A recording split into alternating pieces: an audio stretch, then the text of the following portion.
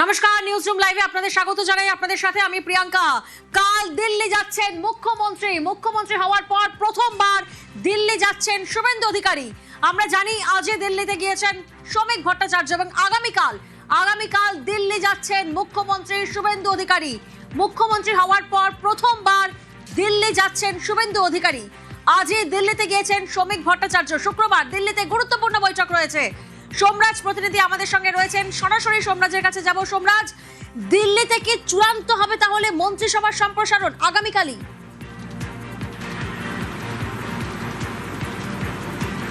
দেখো, অন্তত সেই সম্ভাবনাই উঠে আসছে। তার কারণ মনে করা হচ্ছে যে যেহেতু বিজেপি রাজ্য সভাপতি শ্রমিক ভট্টাচার্য তিনি এই মুহূর্তে দিল্লিতে রয়েছেন, মুখ্যমন্ত্রী শুভেন্দু অধিকারী আগামীকাল বিকেলে তড়িঘড়ি দিল্লির উদ্দেশ্যে রওনা দিচ্ছেন।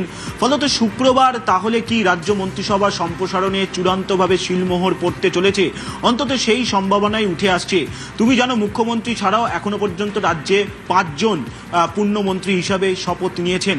42টি দপ্তরের দায়িত্ব মুখ্যমন্ত্রী শুভেন্দু অধিকারী তিনি নিজেই পরিচালনা করছেন এবং সেক্ষেত্রে মনে করা হচ্ছে এই যে 42টি দপ্তর মুখ্যমন্ত্রী শুভেন্দু অধিকারী পরিচালনা করছেন বর্তমানে তার নিজের হাতে রেখে, এক্ষেত্রে বেশ কিছু দপ্তরের মন্ত্রী চূড়ান্ত হয়ে যেতে পারে শুক্রবার। তার কারণ বৃহস্পতিবার সন্ধেবেলা অর্থাৎ আগামীকাল সন্ধেবেলাতেই দিল্লি পৌঁছে যাচ্ছেন মুখ্যমন্ত্রী শুভেন্দু অধিকারী। সূত্র মারফত জানা যাচ্ছে যে একটি সাংগঠনিক বৈঠক রাতে দিল্লিতে হতে চলেছে এবং শুক্রবার সকালে কয়েকটি গুরুত্বপূর্ণ বৈঠক করবেন মুখ্যমন্ত্রী। তার মধ্যে রয়েছে অবশ্যই কেন্দ্রীয় অর্থমন্ত্রী নির্মলা সীতারামনের সঙ্গেও বৈঠকের সম্ভাবনা। একদিকে যখন রাজ্য মন্ত্রিসভার সম্প্রসারণ নিয়ে আলোচনা হতে পারে, তেমনি কেন্দ্রীয় বরাদ্দ রাজ্যে আনা নিয়েও আলোচনা হতে চলেছে এবারের মুখ্যমন্ত্রী শুভেন্দু অধিকারী সফরে। মুখ্যমন্ত্রী হওয়ার পর তিনি প্রথম যাচ্ছেন দিল্লিতে।